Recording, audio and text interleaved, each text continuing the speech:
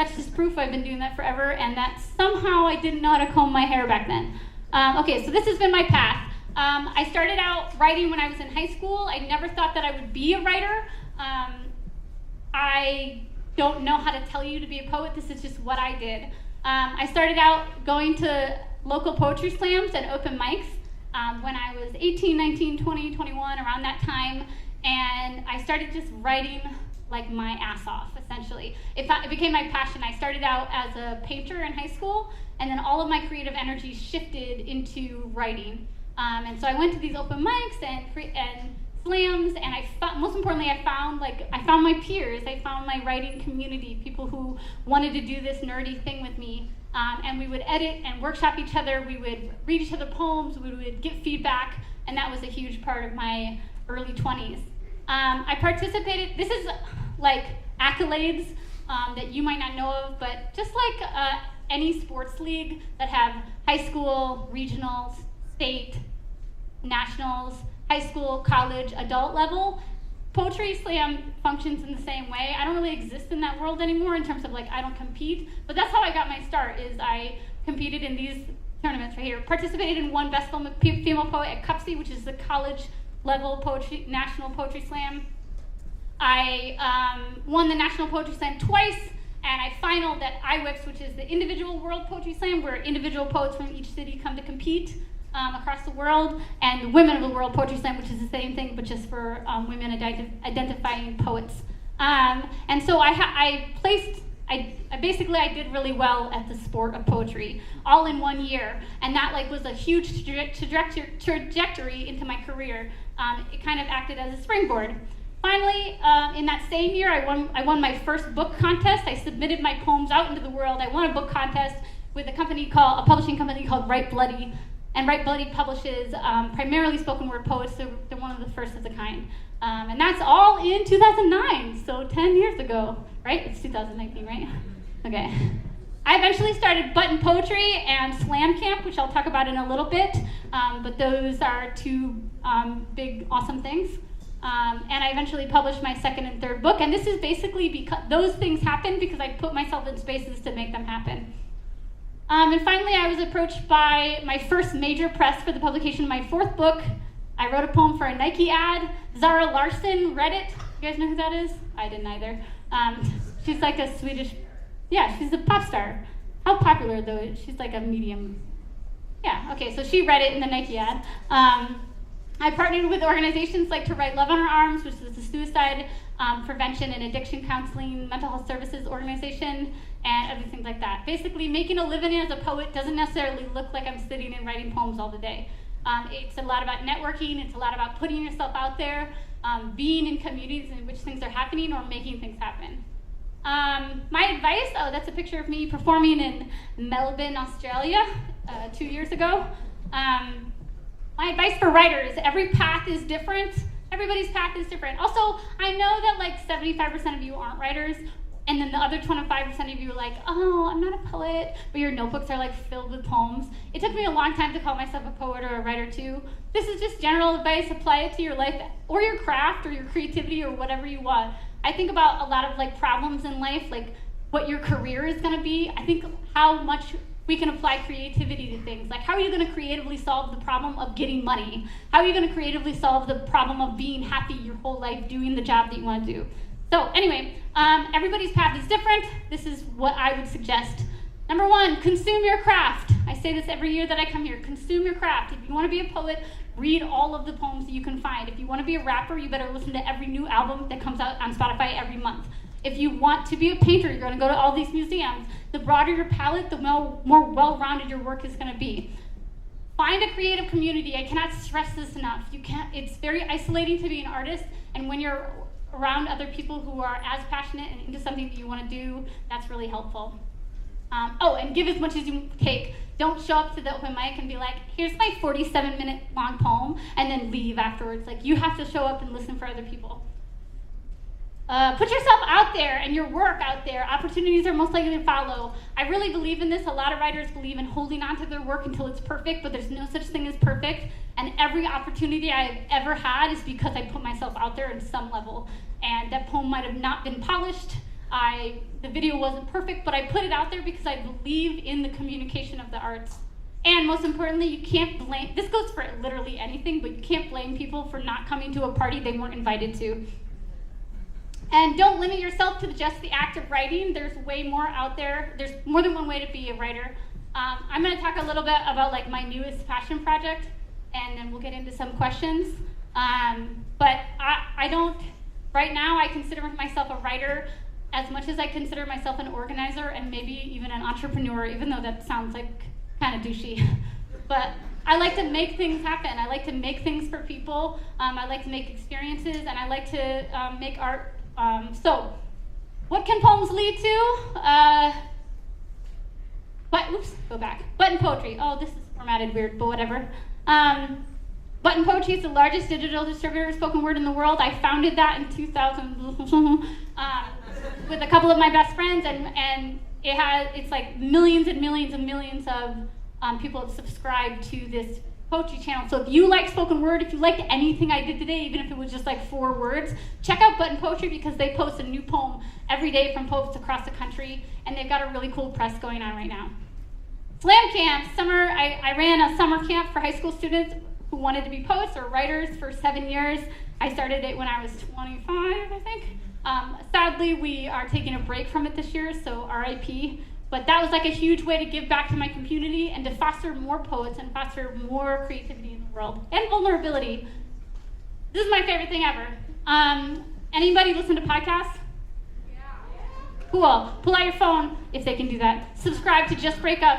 It's a relationship advice podcast that I host with my best friend. We have 5,000 people who listen every week to all the crazy advice I give them.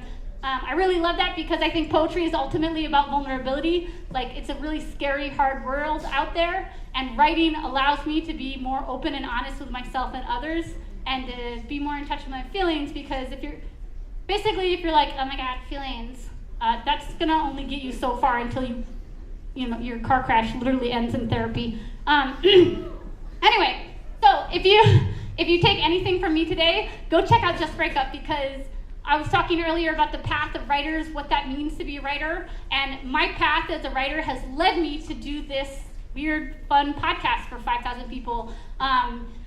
Because I have a platform of vulnerability and honesty out there, because I write about my feelings, I put myself out there, it's given me this listenership of Just Break Up.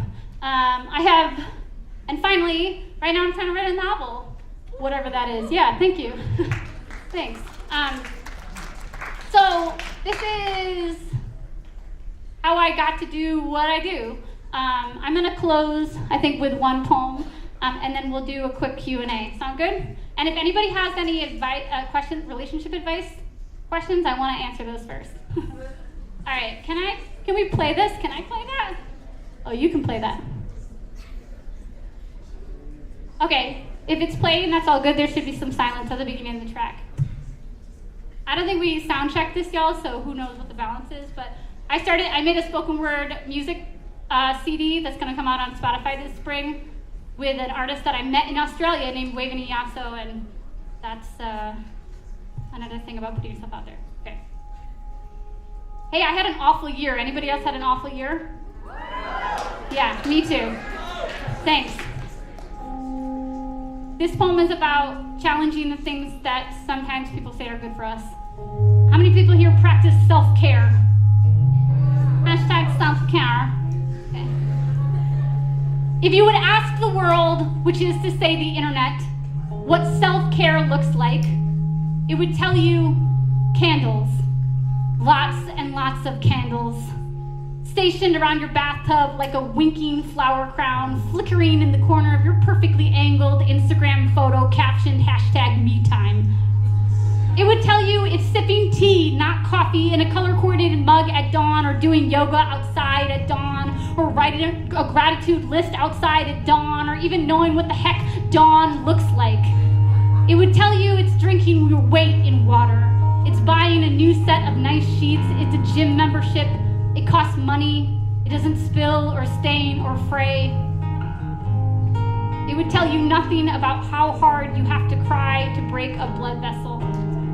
What it's like to order takeout again, a whole pizza you can't afford, to eat alone in your bed like a slow eclipse, the box in your bed, your body always in bed, not a grave but somehow still a burial. What it's like to choose between paying for your cell phone bill and the water bill, knowing you drown yourself in both, endlessly scrolling, soaking up 1,000 lives before you even get up in the morning. What it's like to be so lonely you dream in sitcom characters, fantasize about your ex, the one who treated you so poorly you might as well let them screw you over one last time. Do a quick Google search to see how trendy healing looks these days.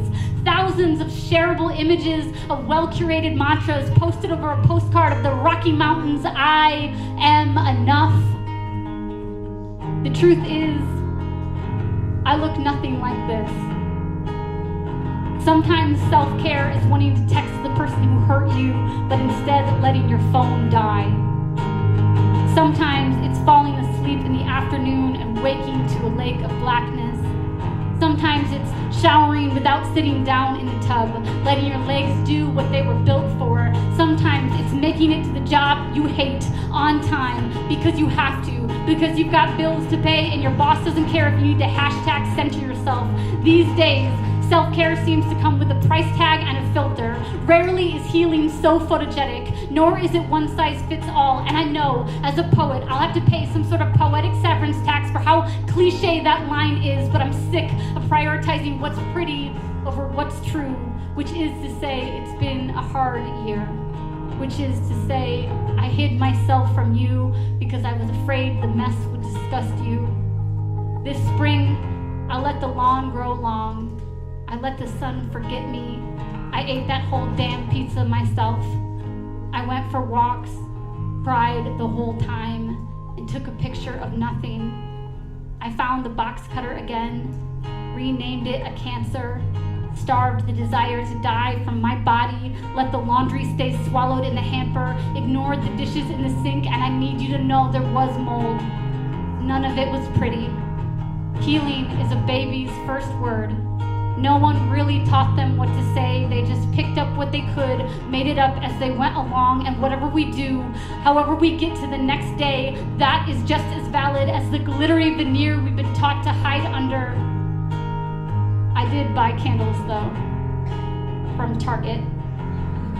The ones out of season and half off that smell like pine and cinnamon and a chemically engineered ocean. And isn't that self-care? Giving yourself permission to believe in seasons? Thank you.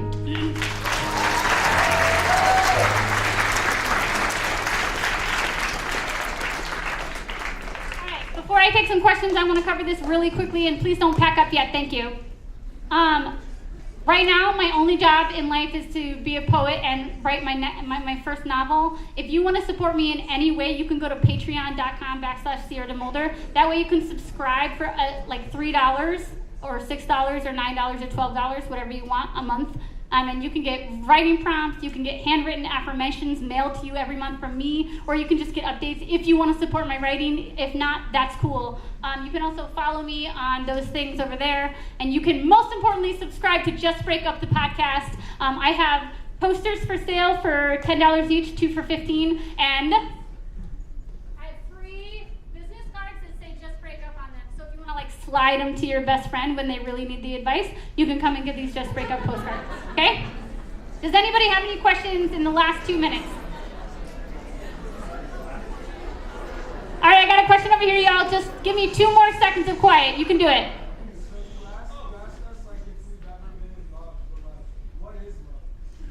Bruh.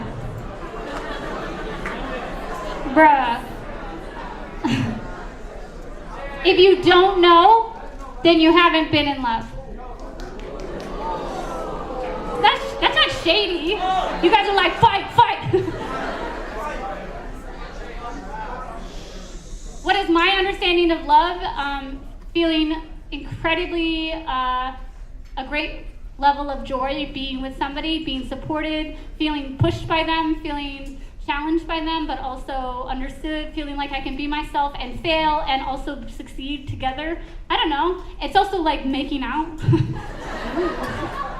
That's a very confusing question, or a big question that I have 60 seconds to answer. I can tell you a lot about it in my podcast. Subscribe on Apple Podcasts. Anybody else? Yes, over here. Sorry, one more second. Oh.